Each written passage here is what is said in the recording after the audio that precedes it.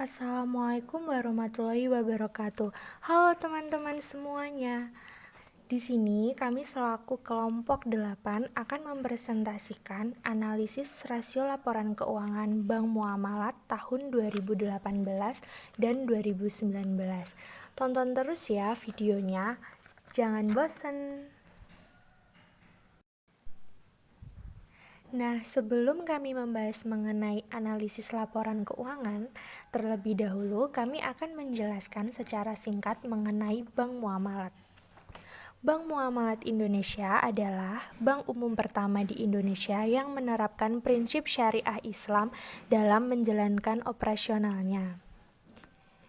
Ide mendirikan Bank Muamalat Indonesia tercetus dalam sebuah lokakarya MUI bertema Masalah Bunga Bank dan Perbankan yang diadakan pada pertengahan Agustus 1990 di Cisarua, Bogor. Hasan Basri selaku Ketua Umum MUI membawakan masalah itu ke Munas MUI yang diadakan akhir Agustus pada tahun 1991. Munas MUI itu memutuskan agar MUI mengambil prakarsa mendirikan bank tanpa bunga. Untuk itu dibentuk kelompok kerja yang diketuai oleh Sekjen MUI waktu itu HS Prajokusumo. Dilakukan lobi melalui B.J. Habibie sampai akhirnya Presiden Soeharto menyetujui didirikannya Bank Muamalat Indonesia. Bank Islam yang terbentuk disepakati bernama Bank Muamalat Indonesia. Muamalat dalam istilah fikih berarti hukum yang mengatur hubungan antar manusia. Nama alternatif lain yang muncul pada masa pembentukan itu adalah Bank Syariat Islam. Namun, mengingat pengalaman pemakaian kata syariat Islam pada Piagam Jakarta, akhirnya nama itu tidak dipilih. Nama lain yang diusulkan adalah Bank Muamalat Islam Indonesia. Presiden Soeharto kemudian menyetujui nama terakhir dengan menghilangkan kata Islam. Produk pendanaan yang ada menggunakan prinsip wadiah atau titipan dan mudorobah atau bagi hasil.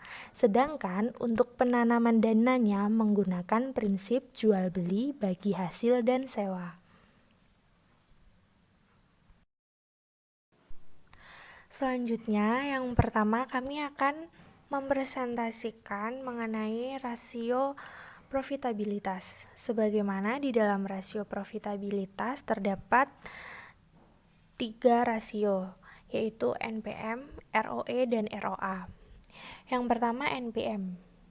NPM adalah rasio yang digunakan untuk menggambarkan kemampuan perusahaan dalam menghasilkan keuntungan dari penjualan.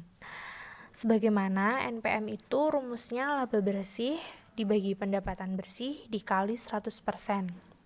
Setelah kami melakukan analisis pada laporan keuangan Bank Muamalat Indonesia pada tahun 2018-2019, maka kami memperoleh hasil pada tahun 2018 NPM-nya 1,28%. Sedangkan pada tahun 2019 NPM-nya adalah 0,55%. Dari hasil analisis menunjukkan bahwa pada tahun 2018 persentase nilai NPM lebih besar daripada tahun 2019. Hal ini berarti kemampuan Bank Muamalat Indonesia dalam menghasilkan laba atau keuntungan dari penjualan mengalami penurunan dari tahun 2018 ke tahun 2019. Yang selanjutnya adalah ROE. ROE merupakan rasio yang digunakan untuk mengukur laba bersih dengan modal sendiri yang dimiliki. Rumus ROE adalah laba bersih dibagi modal dikali 100%. Setelah melakukan analisis pada laporan keuangan Bank Muamalat, kami memperoleh hasil sebagaimana pada tahun 2018 ROE-nya 1,05%. Sedangkan pada tahun 2019 ROE-nya hanya 0,39%. Dari hasil analisis menunjukkan bahwa pada tahun 2018 persentase ROE Bank Muamalat Indonesia lebih besar daripada tahun 2019. Hal itu berarti kemampuan Bank Muamalat Indonesia dalam menghasilkan laba dari modal yang digunakan dalam operasional mengalami penurunan dari tahun 2018 ke tahun 2019.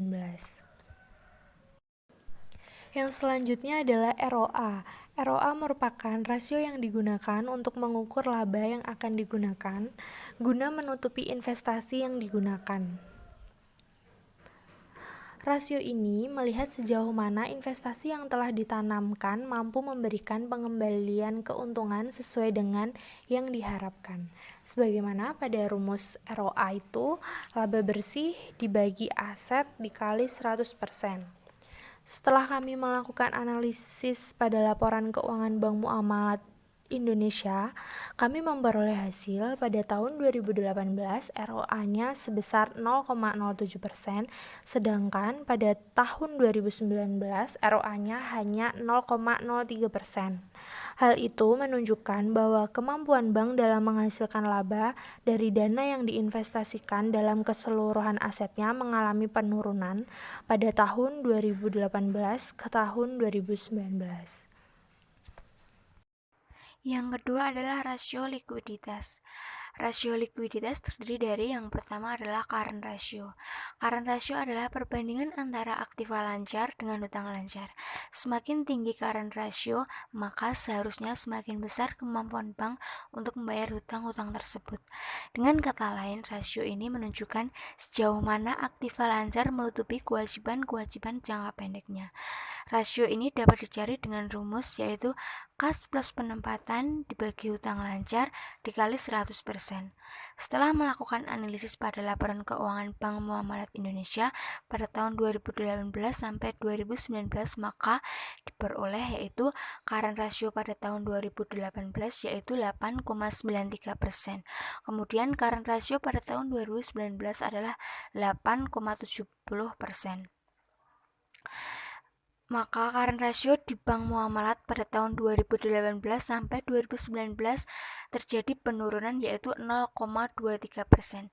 Jadi dapat disimpulkan bahwa kemampuan Bank Muamalat dalam membayar hutang jangka pendek masih kurang bagus karena mengalami penurunan.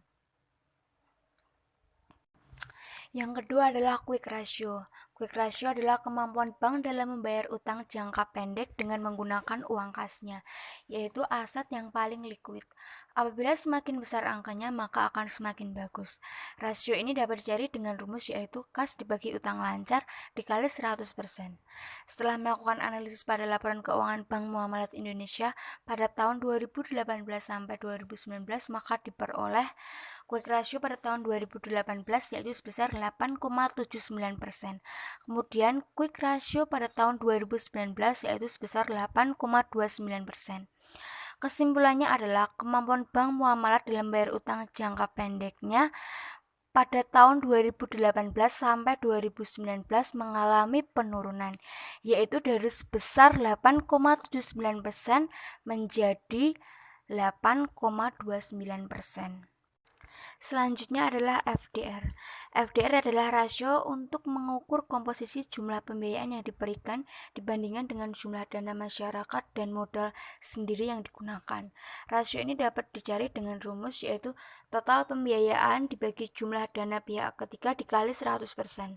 Setelah melakukan analisis pada laporan keuangan Bank Muamalat Indonesia pada tahun 2018 sampai 2019, maka diperoleh FDR pada tahun 2018 yaitu sebesar 32,62%. Kemudian FDR pada tahun 2019 yaitu sebesar 33,44%. Pada perbankan syariah, total FDR yang baik yaitu sebesar 95-98%. Dan pada Bank Muamalat ini menunjukkan FDR pada tahun 2018 sampai 2019 mengalami penurunan, yaitu dari sebesar 32,62% menjadi 33,44%, sehingga dapat dikatakan bahwa Bank Muamalat masih belum optimal. Rasio solvabilitas. Rasio solvabilitas diukur dengan rasio DER atau Debt to Equity Ratio. Rasio ini digunakan untuk mengukur jumlah aktiva perusahaan yang dibiayai oleh modal yang berasal dari kreditur. Untuk menghitung persentase rasio DER dapat digunakan rumus total utang ditambah dana sirkah temporer dibagi dengan total modal. Setelah melakukan analisis pada laporan keuangan Bank Muamalat Indonesia, diperoleh hasil persentase nilai DER pada tahun 2018 yaitu 1.359,25%, sedangkan pada tahun 2019 adalah 1.184,05%. Hal ini berarti terjadi penurunan persentase nilai DER pada tahun 2019, yang artinya semakin kecil hutang yang harus dibayar oleh Bank Muamalat Indonesia. Berdasarkan hasil tersebut, dapat disimpulkan bahwa Bank Muamalat Indonesia memiliki kemampuan yang baik dalam membayar seluruh hutangnya dengan menggunakan modal yang dimilikinya. Rasio aktivitas. Rasio aktivitas dapat diukur dengan rasio FAT atau Fixed Asset Turnover. Rasio ini digunakan untuk mengetahui tingkat efisiensi perusahaan dalam menggunakan aset tetap untuk menghasilkan pendapatan dari penjualan. Nilai FAT dapat dihitung dengan rumus total pendapatan dibagi dengan aset tetap bersih. Setelah melakukan analisis pada laporan keuangan Bank Muamalat Indonesia, diperoleh hasil nilai rasio aktivitas Bank Muamalat Indonesia yang ditunjukkan dengan rasio FAT pada tahun 2018 adalah 0,65 kali dan pada tahun 2019 adalah 0,61 kali. Dalam hal ini, Bank Muamalat Indonesia jarang menggunakan asetnya untuk menghasilkan pendapatan dari penjualan. Hal ini terlihat dari nilai rasio aktivitas Bank Muamalat Indonesia yang mengalami penurunan pada tahun 2019. Bank Muamalat Indonesia memutar aset tetapnya sebanyak 0,65 kali untuk menghasilkan Rp1 pada tahun 2018 dan menurun di tahun 2019 menjadi 0,61 kali. Selanjutnya yaitu ada total asset turnover. Total asset turnover adalah rasio yang digunakan untuk mengukur perputaran semua aktiva yang dimiliki perusahaan dan mengukur berapa jumlah penjualan yang diperoleh dari tiap rupiah aktiva. Rasio ATO dapat dihitung dengan rumus berikut. Turnover sama dengan penjualan per total aset kali 100%. Pada tahun 2018, turnover sebesar 2,9%, sedangkan 2019 turnover sebesar 0,53%. Setelah melakukan analisis pada laporan keuangan Bank Muamalat Indonesia pada tahun 2018 sampai 2019, maka diperoleh bahwa tahun 2019 presentasi aset turnover Bank Muamalat lebih rendah dibandingkan dengan pada tahun 2018. Hal ini menunjukkan bahwa kemampuan aset untuk menciptakan penjualan tinggi ini sedang mengalami penurunan atau gagal. Selanjutnya yaitu rasio efisiensi biaya. Rasio efisiensi biaya adalah rasio antara biaya operasi terhadap pendapatan operasi. Biaya operasi merupakan biaya yang dikeluarkan oleh bank dalam rangka menjalankan aktivitas usaha utamanya, seperti biaya pemasaran, biaya tenaga kerja, dan biaya operasi lainnya. Rumusnya yaitu BOPO sama dengan biaya operasional per pendapatan operasional kali 100%. Ini sudah tercantum di laporan rasio keuangan, jadi saya tinggal memasukkannya. Pada tahun 2018, BOPO sebesar 98,24%, sedangkan 2019 BOPO sebesar 99,50%. Sehingga dilihat dari BOPO di atas, dapat disimpulkan bahwa efisiensi operasional laporan keuangan Bank Muamalat pada tahun 2018 lebih efisiensi dalam mengelola pendapatan usaha dibandingkan dengan tahun 2019.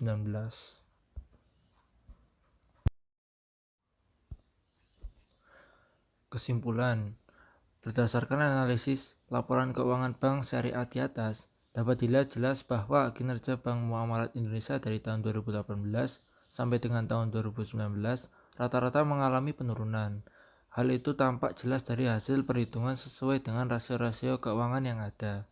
Namun, Pada rasio DER, Bank Muamalat Indonesia mempunyai kemampuan yang baik dalam membayar hutang dari tahun 2018 sampai tahun 2019. Oleh karena itu, sebaiknya Bank Muamalat Indonesia lebih meningkatkan kinerjanya, baik itu dari segi operasional maupun yang lainnya, yang berhubungan dengan performa dan kinerja dari Bank Muamalat Indonesia. Terima kasih yang sudah menonton video ini. Semoga bermanfaat. Apabila kami ada salah kata, kami mohon maaf. Jamatane arigatou gozaimashita. Wassalamualaikum warahmatullahi wabarakatuh.